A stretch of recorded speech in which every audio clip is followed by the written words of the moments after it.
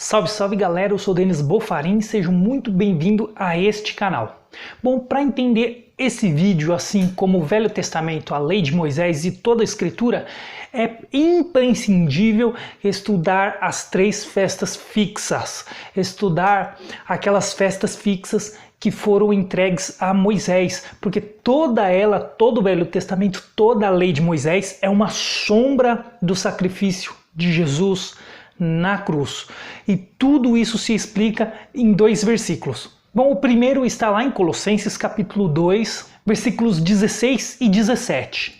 Ninguém, pois, vos julgue por causa de comida ou bebida, ou dia de festa, ou lua nova, ou sábados, porque tudo isso tem sido sombra das coisas que haviam de vir, porém o corpo é de Cristo. A outra passagem se encontra lá em Hebreus capítulo 10, versículo 1. Ora, visto que a lei tem sombra dos bens vindouros, não a imagem real das coisas, nunca jamais pode tornar perfeitos os ofertantes com os mesmos sacrifícios que ano após ano, perpetuamente eles oferecem. Bom, então essas 2 passagens nós vamos entendê-las agora neste vídeo. Vamos lá então, eu vou começar lendo um pouquinho dessas festas fixas. Bom, continue no vídeo, não perca e assista até o final, porque eu tenho certeza que logo no começo você vai se surpreender com o que vai descobrir nesse vídeo. Então vamos lá para Levíticos capítulo 23, começando a ler os versículos de 4 a 8. São estas as festas fixas do Senhor, as santas convocações que proclamareis no seu tempo determinado. No mês 1º, aos 14 do mês, no crepúsculo da tarde, é a Páscoa do Senhor. E aos 15 dias deste mês é a festa dos pães asmos do Senhor. 7 dias comereis pães asmos. No 1º dia tereis santa convocação, nenhuma obra servil fareis, mas 7 dias oferecereis oferta queimada ao Senhor. Ao 7º dia haverá santa convocação, nenhuma obra servil fareis, as primícias. Bom, como já vimos em vídeos antes, são 3 festas fixas, a Páscoa, o Pentecostes e o Tabernáculo, a festa dos tabernáculos. Só que no meio destas festas fixas existem algumas celebrações, totalizando em 7 celebrações. Então, olha só, todos sabem que a Páscoa comemora a saída do povo de Israel do Egito. Logo no 1º dia de Páscoa, segue-se 7 dias da festa de pães asmos. A festa de pães asmos, então, mais uma celebração, e no final, no último dia, há uma celebração solene. O 1º dia a Páscoa, uma celebração, e no final outra celebração. E depois dessa celebração, no dia imediato ao sábado, então é as primícias. As primícias são os primeiros frutos do campo, aqueles primeiros frutos colhidos, os melhores frutos. Bom, o Cordeiro da Páscoa, todos sabemos também que é Cristo. Cristo, ele foi o Cordeiro, essa representação desse Cordeiro na Páscoa era a representação de Jesus, a morte de Jesus na cruz, o sacrifício de Jesus na cruz. Tá, mas e essas primícias? O que significa essas primícias? Jesus, então, ele foi entregue no 1º dia da Páscoa, na noite em que ele celebrou a ceia do Senhor, ele foi entregue. Ele foi traído por um dos próprios apóstolos que ele escolhera e foi entregue. Essas primícias significa aqueles primeiros frutos. Na ressurreição, esses primeiros frutos veio junto com Cristo, na ressurreição dele. Porque Jesus era a primícia e trouxe esses primeiros frutos com ele. Isso vemos lá em Mateus capítulo 27, versículos do 50 ao 54. E Jesus, clamando outra vez com grande voz, entregou o Espírito. Eis que o véu do santuário se rasgou em 2 partes, de alto a baixo. Tremeu a terra, fenderam-se as rochas, abriram-se os sepulcros e muitos corpos de santos que dormiam ressuscitaram. E saindo dos sepulcros, depois da ressurreição de Jesus, entraram na cidade santa e apareceram a muitos. O centurião e os que com ele guardavam Jesus, vendo o terremoto e tudo o que se passava, ficaram possuídos de grande temor e disseram: verdadeiramente este era o Filho de Deus. Tá, mas quem são esses então que ressuscitaram junto com a ressurreição de Jesus? Bom, vamos lá para Oséias capítulo 6, versículo 2. Depois de 2 dias nos revigorará, ao 3º dia nos levantará e viveremos diante dele. Em Oséias ainda capítulo 13, versículo 14. Eu os remirei do poder do inferno e os resgatarei da morte. Onde estão, ó morte, as tuas pragas? Onde está, ó inferno, a tua destruição? Meus olhos não veem em mim arrependimento algum. Isaías capítulo 26, versículo 19. Os vossos mortos e também o meu cadáver viverão e ressuscitarão. Despertai e exultai, os que habitais no pó, porque o teu orvalho, ó Deus, será como o orvalho de vida, e a terra dará à luz os seus mortos. Salmos, capítulo 71, versículo 20. Tu que me tens feito ver muitas angústias e males, me restaurará ainda a vida de novo, me tirarás dos abismos da terra. Daniel capítulo 12, versículo 13. Tu, porém, segue o teu caminho até o fim, pois descansarás e ao fim dos dias te levantarás para receber a tua herança. Tá, mas como foi possível esses homens que morreram durante a lei, esses profetas, ressuscitarem assim e aparecerem na cidade santa? Como é possível eles aparecerem juntos assim? Vamos lá então para Ezequiel, capítulo 37, versículos do 11 ao 13. Então me disse, filho do homem, estes ossos são toda a casa de Israel. Eis que dizem, os nossos ossos se secaram, e pereceu a nossa esperança. Estamos de todo exterminados. Portanto, profetiza e diz-lhes, assim diz o Senhor Deus, eis que abrirei a vossa sepultura, e vos farei sair dela, ó povo meu, e vos trarei a terra de Israel. Sabereis que eu sou o Senhor, quando eu abrir a vossa sepultura, e vos fizer sair dela, ó povo meu. Mas se foram eles que foram ressuscitados, por que não tem relato deles no Novo Testamento? Ou porque ninguém falou deles durante as Escrituras? Bom, será que não? Podemos ver lá em Hebreus capítulo 11, versículos do 35 ao 40. Mulheres receberam pela ressurreição os seus mortos. Alguns foram torturados, não aceitando o seu resgate para obterem superior ressurreição. Outros, por sua vez, passaram pela prova de escárnios e açoites. Sim, até algemas e prisões. Foram apedrejados, provados, cerrados pelo meio, mortos ao fio de espada. Andaram peregrinos, vestidos de peles de ovelha e de cabras, necessitados, afligidos, maltratados. Homens dos quais o mundo não era digno, errantes pelo deserto, pelos montes e pelas covas, pelos antros da terra. Ora, todos esses que obtiveram bom testemunho por sua fé, não obtiveram, contudo, a concretização da promessa, por haver Deus provido coisa superior a nosso respeito, para que eles, sem nós, não fosse aperfeiçoado. Tá, mas e depois então, onde eles foram parar? Bom, isso podemos ver lá em Apocalipse capítulo 21, versículo 2. Vi também a cidade santa, a nova Jerusalém, que descia do céu, da parte de Deus, ataviada como noiva, adornada para o seu esposo. Olha lá agora o versículo 10. E me transportou em espírito até a uma grande e elevada montanha e me mostrou a santa cidade, Jerusalém, que descia do céu da parte de Deus. Esta santa cidade que está em Apocalipse, muitos dizem que é para o futuro, mas em Hebreus também fala dela. Vamos lá, em Hebreus 12, versículos 22 ao 24. Mas tendes chegado ao Monte Sião, a cidade do Deus vivo, a Jerusalém celestial, e a incontáveis hostes de anjos, e a universal assembleia, e a igreja dos santos primogênitos arrolada nos céus, e Deus, o juiz de todos, e aos espíritos dos justos aperfeiçoados, e a Jesus, o mediador da nova aliança, e ao sangue da aspersão que fala coisas superiores ao que fala o próprio Abel. Vamos lá para Atos agora, capítulo 1, versículo 3, logo após a ressurreição de Cristo.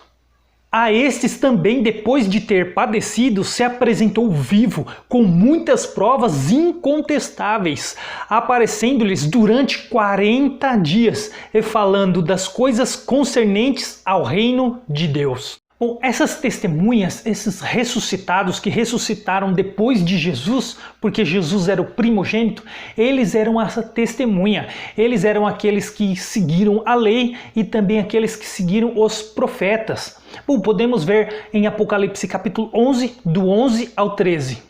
Mas depois de 3 dias e meio, um espírito de vida vindo da parte de Deus neles penetrou, e eles se ergueram sobre os pés, e aqueles que os viram sobreveio grande medo.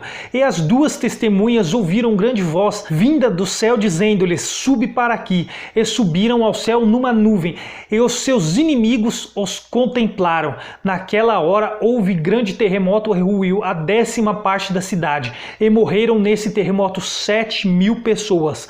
Ao passo que as outras ficaram sobremodo aterrorizadas e deram glória a Deus do céu. Em Apocalipse, relata como 2 testemunhas como se fossem 2 pessoas, mas são 2 pessoas representando 2 ministérios. O ministério da lei e o ministério dos profetas. Foram eles que foram ressuscitados. Alguns morreram naquele mesmo dia, outros não, outros morreram depois, sendo açoitados, cortados, afligidos, morrendo a fio de espada, andando peregrinos pelos desertos, pelas covas. Romanos capítulo 11, versículo 4. Que ele disse, porém a resposta divina: reservei para mim 7.000 homens que não dobraram os joelhos diante de Baal. Efésios capítulo 4, versículo 8. Por isso diz, quando ele subiu às alturas, levou cativo o cativeiro e concedeu dons aos homens. Bom, o que significa levar cativo o cativeiro? Como vemos também lá em Salmos, capítulo 68, versículos do 18 ao 20. Subiste às alturas, levastes cativo o cativeiro, recebestes homens por dádivas, até mesmo rebeldes, para que o Senhor Deus habite no meio deles. Bendito seja o Senhor que dia a dia leva o nosso fardo. Deus é a nossa salvação. O nosso Deus é o Deus libertador. Com Deus o Senhor está, ou escaparmos da morte. Tá, mas peraí, como tudo isso aconteceu? Como tudo isso é possível? Como assim aconteceu tudo isso? E ninguém sabe até os dias de hoje. Bom, vamos lá para Romanos, capítulo 5, versículo 14. Entretanto, reinou a morte desde Adão até Moisés, mesmo sobre aqueles que não pecaram à semelhança da transgressão de Adão, o qual prefigurava aquele que havia de vir.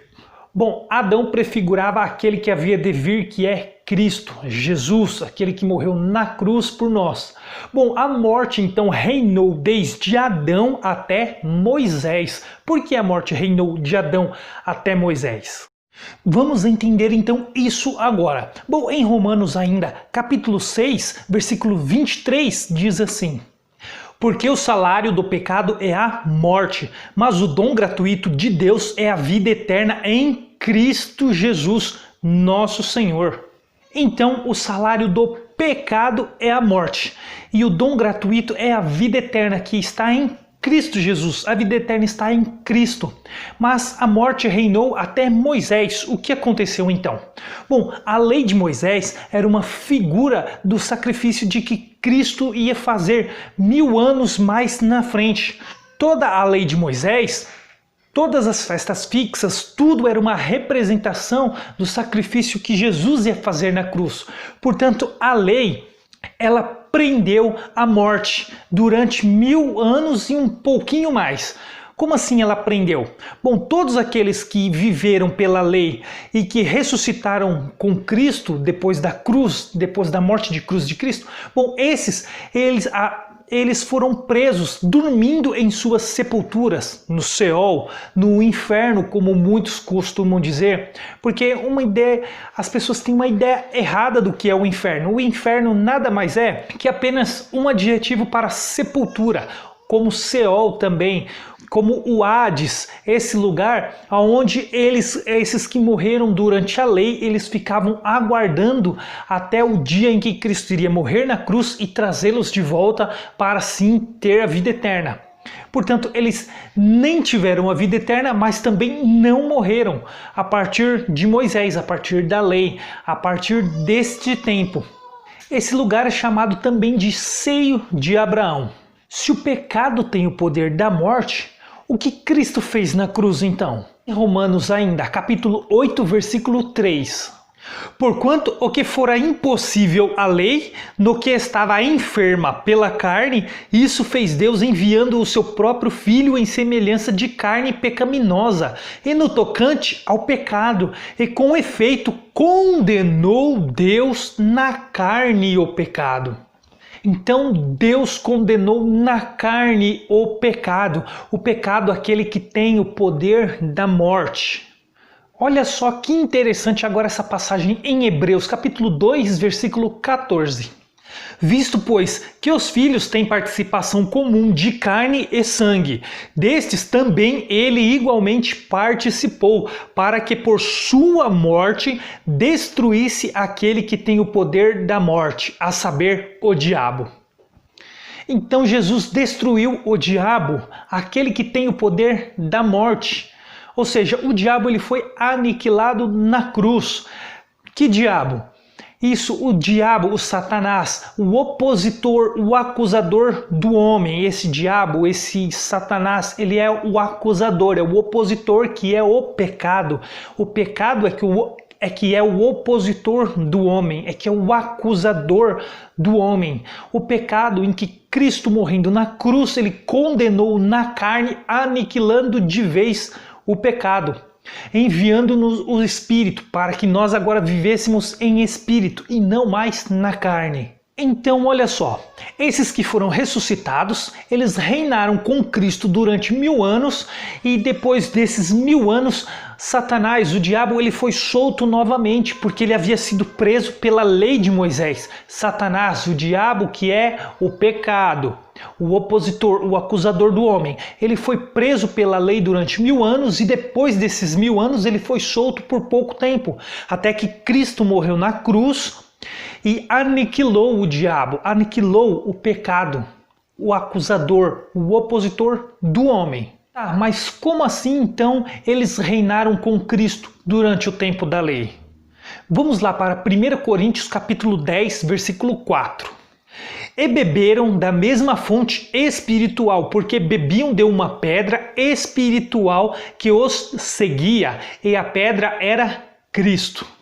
Então a pedra que dava de beber a eles, aquele povo da lei, essa pedra era Cristo. Não só a pedra era Cristo, como o cordeiro também que era sacrificado, era uma representação de Cristo, o cordeiro perfeito que seria sacrificado. Era uma simbologia de Cristo, assim como o maná que descia do céu, o pão sem fermento, sem pecado, também era uma representação de Cristo. A urna que ficava junto com a arca da aliança, com a vara de Arão, também era uma simbologia de Cristo. Eles reinaram com Cristo simbolicamente, com todo um ritual simbólico, eles reinaram com Cristo. Mas Cristo estava com eles, não em carne, não em sangue, mas Cristo estava com eles em espírito naquele tempo. Apocalipse capítulo 20, versículos do 7 ao 9. Quando, porém, se completarem os 1000 anos, Satanás será solto da sua prisão e sairá a seduzir as nações que há nos 4 cantos da terra, Gog e Magog, a fim de reuni-las para a peleja. O número dessas é como a areia do mar. Marcharam então pela superfície da terra e sitiaram o acampamento dos santos e a cidade querida. Desceu, porém, fogo dos céus e os consumiu. O diabo, o sedutor deles, foi lançado para dentro do lago de fogo e enxofre, onde já se encontram não só a besta, como também o falso profeta. E serão atormentados de dia e de noite, pelos séculos dos séculos. Aí, nesse momento, ele fez um resumo de tudo que havia acontecido naquele momento, da cruz de Cristo até o ano 70, em que o templo foi destruído, em que Roma invadiu Jerusalém e sitiou toda Jerusalém. Esse fogo no céu é uma figura de linguagem. Desceu fogo do céu significa a ira de Deus desceu sobre Israel e condenou aquela geração. Então Roma invadiu Israel e sitiou todo o acampamento dos santos, que era Jerusalém, a cidade santa, física, aqui na terra. E os 1000 anos, como já vimos, foi o tempo da lei, em que Jesus depois, ele aniquilou o diabo, depois dele ter sido solto por pouco tempo durante o silêncio de Deus. Quando Deus ficou em silêncio durante os 400 anos, Antíoco IV Epifânio profanou o templo, assim acabando com a lei, fazendo com que ninguém mais cumprisse a lei de Moisés. Então Deus ficou em silêncio no tempo dos fariseus e de Jesus. Eles mesmos tinham que interpretar as escrituras, porque não haviam mais profetas, até a chegada de João Batista.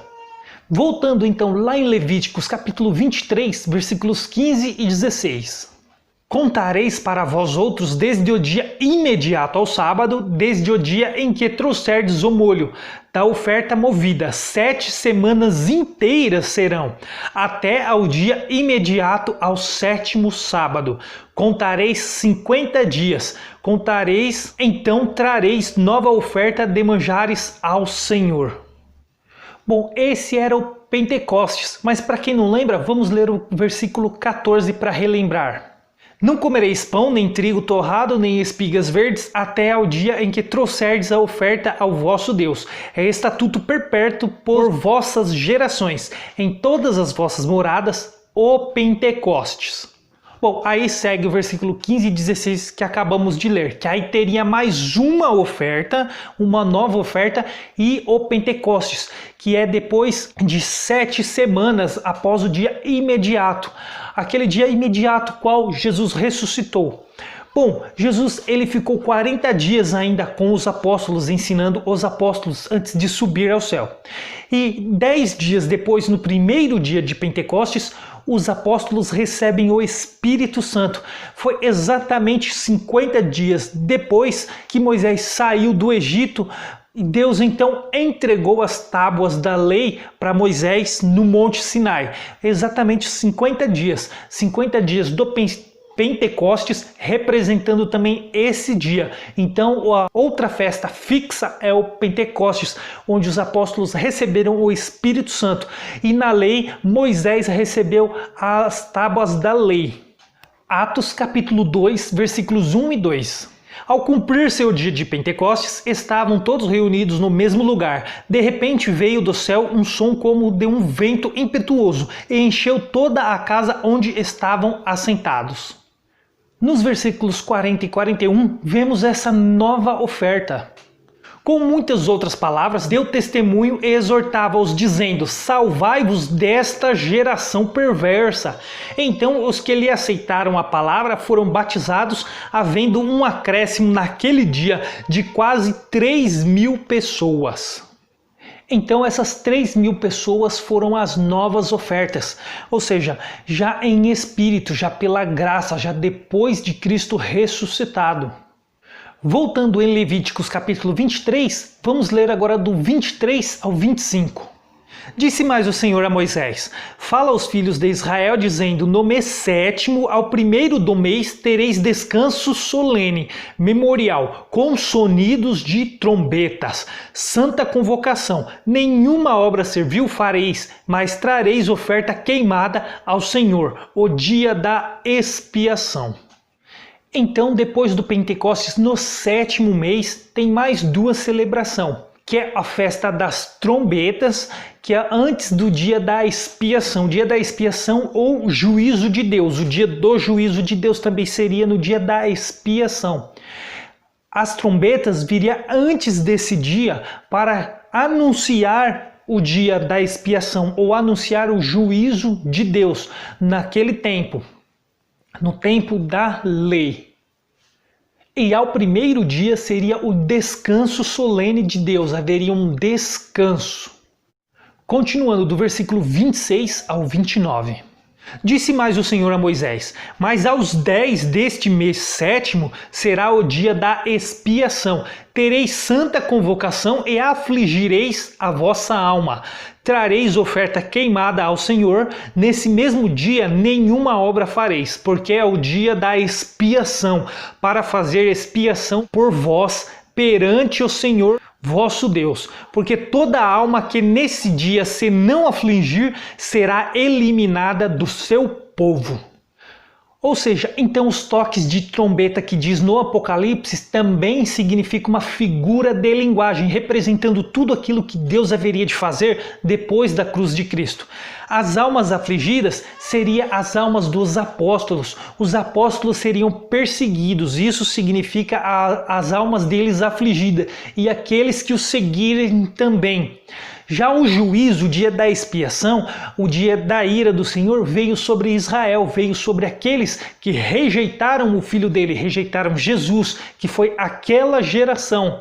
Todo aquele povo que mataram os profetas, perseguiram os profetas, rejeitaram Jesus, crucificaram Jesus, foi aquela geração que pagou por tudo isso. Portanto, esse dia do juízo, esse dia da expiação caiu sobre aquela geração em que teve Jesus como carne e sangue. E por esse motivo Jerusalém foi sitiada e foi devastada, o templo foi ruído, caiu. Vamos continuar lendo ainda dos versículos 33 ao 37. Disse mais o Senhor a Moisés: fala aos filhos de Israel, dizendo: aos 15 dias deste mês, 7º será a festa dos tabernáculos, ao Senhor por 7 dias. Ao primeiro dia haverá santa convocação, nenhuma obra servil fareis. 7 dias oferecereis ofertas queimadas ao Senhor. Ao dia 8º tereis santa convocação, e oferecereis ofertas queimadas ao Senhor.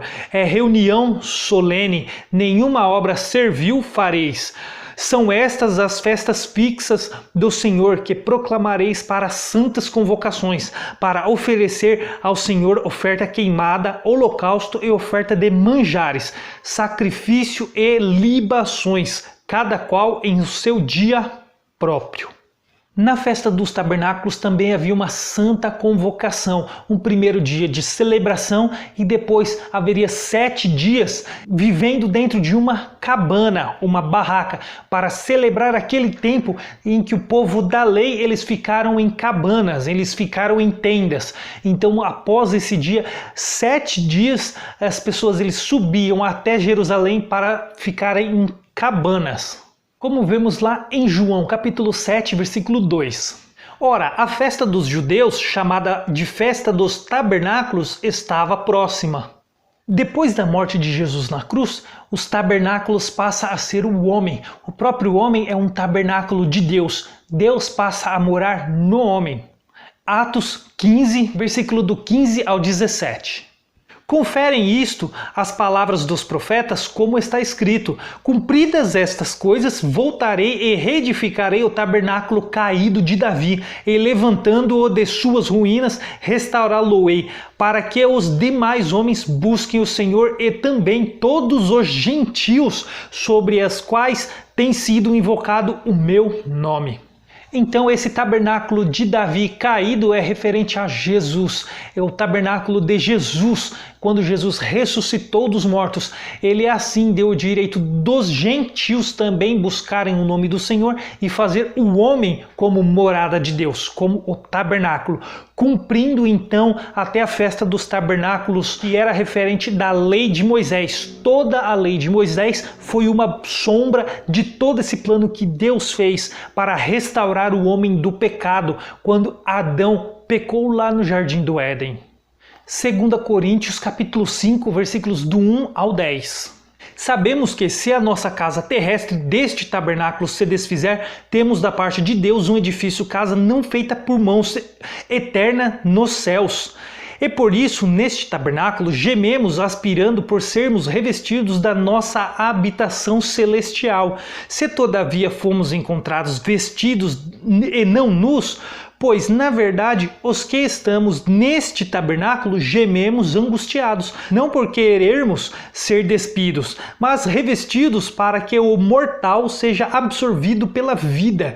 Ora, foi o próprio Deus quem nos preparou para isto, outorgando-nos o penhor do Espírito. Temos, portanto, sempre bom ânimo, sabendo que enquanto no corpo estamos ausentes do Senhor, visto que andemos por fé e não pelo que vemos. Entretanto, estamos em plena confiança, preferindo deixar o corpo e habitar com o Senhor. É por isso que também nos esforçamos, quer presentes, quer ausentes, para lhes sermos agradáveis, porque importa que todos nós comparecemos perante o tribunal de Cristo, para que cada um receba segundo o bem ou o mal que tiver feito por meio do corpo. Então olha só, o nosso corpo agora é o tabernáculo de Deus. Então, olha o que acontece agora depois da morte de Cristo na cruz, quando nós recebemos o Espírito Santo, quando cremos nele, quando cremos em seu sacrifício. Vamos lá para Isaías, capítulo 53, versículos 8 e 9. Por juízo o opressor foi arrebatado, e de sua linhagem quem dela cogitou? Porquanto foi cortado da terra dos viventes, por causa da transgressão do meu povo, foi ele ferido. Designaram-lhe a sepultura com os perversos, mas com o rico esteve na sua morte, posto que nunca fez injustiça, nem dolo algum se achou em sua boca. Então olha só, arrebatado acabamos de ver que significa cortados desta vida, cortados da vida para outra vida, ser levado ao túmulo. Em Isaías ainda capítulo 57, versículos 1 e 2 diz assim: perece o justo e não há quem o impressione com isso, e os homens piedosos são arrebatados sem que alguém considere nesse fato, pois o justo é levado antes que venha o mal, e entra na paz, descansando no seu leito, os que andam em retidão. Então olha só, eles são arrebatados descansando no seu leito. Arrebatar também significa morrer, ser tirado deste mundo para ir para o outro. Tá, mas como assim? Como isso acontece? Vamos lá para Romanos capítulo 6, versículo do 6 ao 9. Sabendo isto, que foi crucificado com ele o nosso velho homem, para que o corpo do pecado seja destruído e não sirvamos o pecado como escravos. Porquanto quem morreu está justificado do pecado. Ora, se já morremos com Cristo, cremos que também com ele viveremos, sabedores de que, havendo Cristo ressuscitado dentre os mortos, já não morre, a morte já não tem domínio sobre ele. Efésios 4, versículos 22 ao 24. No sentido de que, quanto ao trato passado, vos despojeis do velho homem, que se corrompe segundo as concupiscências do engano, e vos renoveis no espírito do vosso entendimento, e vos revistais do novo homem, criado segundo Deus, em justiça e retidão, procedentes da verdade. 1 Coríntios capítulo 15, versículos 44 e 45. Semeia-se corpo natural, ressuscita o corpo espiritual. Se há corpo natural, há também corpo espiritual. Pois assim está escrito: o primeiro homem, Adão, foi feito alma vivente. O último Adão, porém, é espírito vivificante. Então olha só, agora depois da cruz de Cristo, para aqueles que recebem o Espírito, o corpo da pessoa não ressuscita, porque o pecado foi condenado na carne. Então esse corpo ele vai voltar ao pó e o Espírito é arrebatado para Deus. Não é o corpo mais que ressuscita e é transformado, mas é o corpo do Espírito que é transformado. Colossenses 3, versículo 1. Portanto, se fostes ressuscitados juntamente com Cristo, buscai as coisas lá do alto, onde Cristo vive assentado à direita de Deus. Portanto, nós já fomos ressuscitados com Cristo, assim que cremos, que tivemos fé no sacrifício dele na cruz. Portanto, o nosso espírito já foi transformado, já foi ressuscitado, já foi vivificado. Portanto, quando esse corpo deixar esse mundo, quando esse corpo morrer, o espírito ele é arrebatado para Deus. 1 Coríntios 15, versículos 25 e 26. Porque convém que ele reine até que haja posto todos os inimigos debaixo dos pés. O último inimigo a ser destruído é a morte. Bom, então Jesus tem que reinar em nossas vidas até pôr o último inimigo debaixo dos pés. E o último inimigo é a morte. Mas a morte física, essa morte carnal, onde o pecado foi condenado. Quando essa carne morrer, então o espírito vai viver a vida eterna com ele. Em Eclesiastes capítulo 12, versículo 7, diz assim: e o pó volte à terra como o era, e o espírito volte a Deus que o deu. Então, se lermos o contexto de Eclesiastes, aí vamos ver que essa profecia é para o futuro, não é para aquela época em que eles estavam vivendo, pois eles descansavam na sepultura e ficavam aguardando ali. Mas então por que hoje muitas pessoas acreditam que os mortos vão ressuscitar em carne e sangue, num corpo de carne e osso, e esse corpo vai ser transformado e eles vão subir, se elevar até o céu? Bom, isso é um grande engano, tudo por causa da passagem de Jesus, que Jesus se elevou ao céu. Essa passagem está em Atos capítulo 1, versículo 9.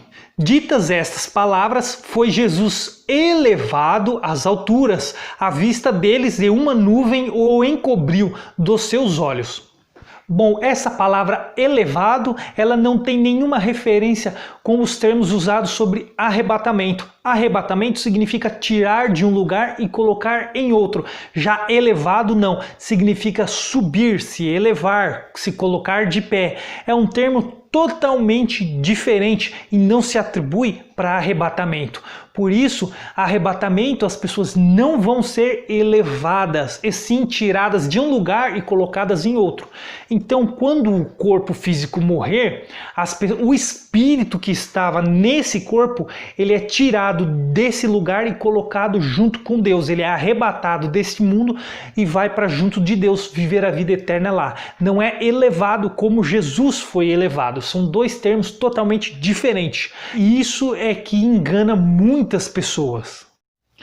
Então, olha só, essa ressurreição desses mortos foram a primeira ressurreição, onde esses mortos eles se tornaram sacerdotes do Deus Altíssimo, do Deus vivo e sacerdotes de Cristo. A segunda ressurreição ficou na vinda de Cristo, assim como depois da cruz, aqueles que vão ser arrebatados. Depois da cruz, depois da morte de Cristo, aqueles que recebem o Espírito são arrebatados. E a segunda ressurreição ficou para a vinda de Cristo, mas essa ressurreição não é do corpo físico, e sim do Espírito. Vamos lá para João capítulo 3, versículo 36.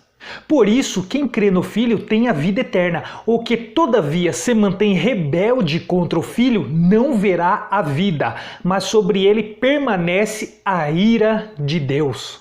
O que significa essa ira de Deus? Vamos ver agora então essa ira de Deus que vai se acender contra aquela geração. Romanos capítulo 1, versículo 18. A ira de Deus se revela do céu contra toda impiedade e perversão dos homens que detêm a verdade pela injustiça. Efésios 5, 6. Efésios capítulo 5, versículo 6. Ninguém vos engane com palavras vãs, porque por essas coisas vem a ira de Deus sobre os filhos da desobediência. Romanos capítulo 11, versículo do 25 ao 31. Porque não quero, irmãos, que ignoreis este mistério, para que não sejais presumidos em vós mesmos, que veio endurecimento em parte a Israel, até que haja entrado a plenitude dos gentios, e assim toda Israel será salvo, como está escrito: virá de Sião o libertador, e ela apartará de Jacó as impiedades. Esta é a minha aliança com eles, quando eu tirar os seus pecados. Quanto ao evangelho, são eles inimigos por vossa causa. Quanto, porém, à eleição, amados, por causa dos patriarcas, porque os dons e vocação de Deus são irrevogáveis. Porque assim como vós também outrora fostes desobedientes a Deus, mas agora alcançastes misericórdia à vista da desobediência deles, assim também estes agora foram desobedientes, para que igualmente eles alcancem misericórdia à vista da que vos foi concedida. Agora, olha essa passagem que interessante, que está lá em Números, capítulo 10, versículo 9.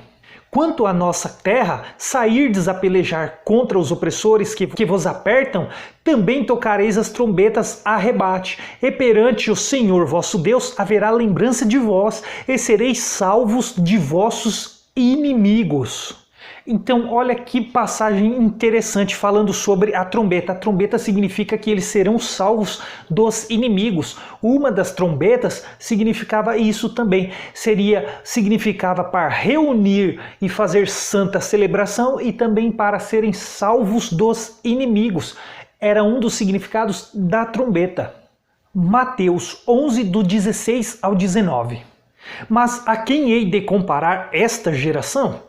É semelhante a meninos que sentados nas praças gritam aos companheiros: nós vos tocamos flauta e não dançastes, entoamos lamentações e não pranteastes, pois veio João que não comia nem bebia e dizem, tem demônio. Veio o Filho do Homem que come e bebe e dizem, eis aí um glutão e bebedor de vinho, amigo de publicanos e pecadores, mas a sabedoria é justificada por suas obras.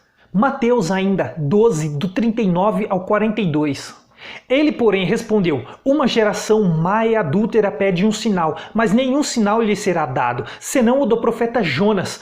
Porque assim como esteve Jonas 3 dias e 3 noites no ventre da grande peixe, assim o Filho do Homem estará 3 dias e 3 noites no coração da terra.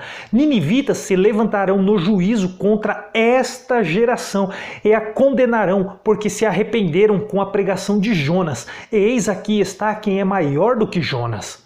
A rainha do sul se levantará no juízo com esta geração e a condenará, porque veio dos confins da terra para ouvir a sabedoria de Salomão. E eis aqui está quem é maior do que Salomão. Em Mateus ainda capítulo 16, versículos do 2 ao 4. Ele, porém, lhes respondeu, chegada a tarde, dizeis, haverá bom tempo, porque o céu está avermelhado. E pela manhã hoje haverá tempestade, porque o céu está um vermelho sombrio. Sabeis, na verdade, discernir o aspecto do céu e não podeis discernir os sinais dos tempos? Uma geração má e adúltera pede um sinal, e nenhum sinal lhe será dado senão o de Jonas. E deixando-os, retirou-se. Em Mateus ainda capítulo 17, versículo 17. Jesus exclamou, ó geração incrédula e perversa, até quando estarei convosco? Até quando vos sofrerei? Trazei-me aqui o menino. Capítulo 23, versículos 36 e 37. Em verdade vos digo que todas estas coisas hão de vir sobre a presente geração. Jerusalém, Jerusalém, que mata os profetas e apedreja os que te foram enviados. Quantas vezes quis eu reunir os teus filhos como a galinha junta os seus pintinhos debaixo das asas, e vós não quisestes. Capítulo 24, versículo 34. Em verdade vos digo que não passará esta geração sem que tudo isto aconteça. Mudando agora, vamos lá para Lucas, capítulo 11, versículos do 49 ao 51. Por isso também disse a sabedoria de Deus, enviar-lhes-ei profetas e apóstolos, e a alguns deles matarão e a outros perseguirão, para que desta geração se peçam contas do sangue dos profetas derramado desde a fundação do mundo, desde o sangue de Abel até o de Zacarias, que foi assassinado entre o altar e a casa de Deus. Sim, eu vos afirmo, contas serão pedidas a esta geração. Atos capítulo 2, versículo 40. Com muitas outras palavras, deu testemunho e exortava-os dizendo, salvai-vos desta geração perversa. Bom, então agora que vai começar a ficar mais interessante. Vamos ver o que vai sobrevir sobre aquela geração. Vamos lá para 1 Pedro capítulo 4, versículo 17. Porque a ocasião de começar o juízo pela casa de Deus é chegada. Ora, se primeiro vem por nós, qual será o fim daqueles que não obedecem ao Evangelho de Deus? Então aí Pedro ele afirma que o juízo de Deus sobre a casa de Israel é chegado, isso naquele tempo. Agora, olha que interessante o que Jesus fala, lá em Mateus capítulo 19, versículo 28. Jesus lhes respondeu, em verdade vos digo que vós, os que me seguistes, quando na regeneração o Filho do Homem se assentar no trono de sua glória, também vós assentareis em 12 tronos para julgar as 12 tribos de Israel. Olha agora que interessante em Apocalipse capítulo 20, versículo 4. Vi também tronos, e nestes sentaram-se aqueles aos quais foi dada a autoridade de julgar. Vi ainda as almas dos decapitados por causa do testemunho de Jesus, bem como por causa da palavra de Deus, tantos quantos não adoraram a besta, nem tampouco a sua imagem, e não receberam a marca na fronte e na mão, e viveram e reinaram com Cristo durante 1000 anos. Vamos voltar lá em João. Capítulo 12, versículos 47 e 48. Se alguém ouvir as minhas palavras e não as guardar, eu não o julgo, porque eu não vim para julgar o mundo, e sim para salvá-lo. Quem me rejeita e não recebe as minhas palavras, tem quem o julgue. A própria palavra que eu tenho proferido, essa o julgará no último dia. Hebreus, capítulo 9, versículo 28. Assim também Cristo, tendo se oferecido uma vez para sempre para tirar os pecados de muitos, aparecerá a segunda vez, sem pecado, aos que o aguardam para a salvação. E quem espera Cristo para a salvação, se depois da cruz de Cristo aqueles que receberam o Espírito estão salvos? Bom, mas depois da cruz de Cristo houve um tempo de reforma. Quem acompanha o canal sabe que nesse tempo de reforma, algumas pessoas creram em Cristo, mas não receberam o Espírito Santo, porque durante o tempo de reforma, o Espírito foi passado por imposição de mãos. E muitas pessoas morreram crendo em Cristo, mas sem receber o Espírito. Então a segunda vinda de Cristo foi para ressuscitar esses mortos e aquela geração, para salvar aqueles que creram em Cristo durante esse tempo e para julgar aquela geração. Junto com os 12 apóstolos, onde os 12 apóstolos também sentariam em 12 tronos para julgar também as 12 tribos de Israel, que é aquela geração. 1 Tessalonicenses capítulo 4, versículos do 16 ao 18. Porquanto o Senhor mesmo, dada a sua palavra de ordem, vida a voz do arcanjo, ressoada a trombeta de Deus descerá dos céus, e os mortos em Cristo ressuscitarão primeiro. Depois nós, os vivos, os que ficarmos, seremos arrebatados juntamente com eles, entre nuvens, para o encontro do Senhor nos aires. E assim estaremos para sempre com o Senhor. Consolai-vos, pois, uns aos outros com estas palavras. Então olha só, na vinda de Cristo, aqueles que foram mortos em Cristo ressuscitaram primeiro, mas não os seus corpos. O espírito deles ressuscitaram, então eles foram para o Pai. E depois, aqueles que estavam vivos, eles seriam arrebatados juntamente com eles. Não no mesmo dia, mas quando eles morressem, quando deixassem o corpo físico, o espírito deles seriam arrebatados junto aonde aqueles que foram ressuscitados estão. Eclesiastes capítulo 1, versículo 4. Geração vai e geração vem, mas a terra permanece para sempre. Olha só, então não vai haver fim do mundo. A geração vai, geração vem e a terra vai permanecer para sempre. Quem vai são as gerações. Agora, olha o que os próprios apóstolos falaram naquela época. Vamos lá para Tiago, capítulo 5, versículo 8. Sede vós também pacientes e fortalecei o vosso coração, pois a vinda do Senhor está próxima. 1 Pedro capítulo 4, versículo 17. Porque a ocasião de começar o juízo pela casa de Deus é chegada. Ora, se primeiro vem por nós, qual será o fim daqueles que não obedecem ao Evangelho de Deus? Então olha só, o juízo de Deus é chegado naquele tempo, o próprio Pedro diz.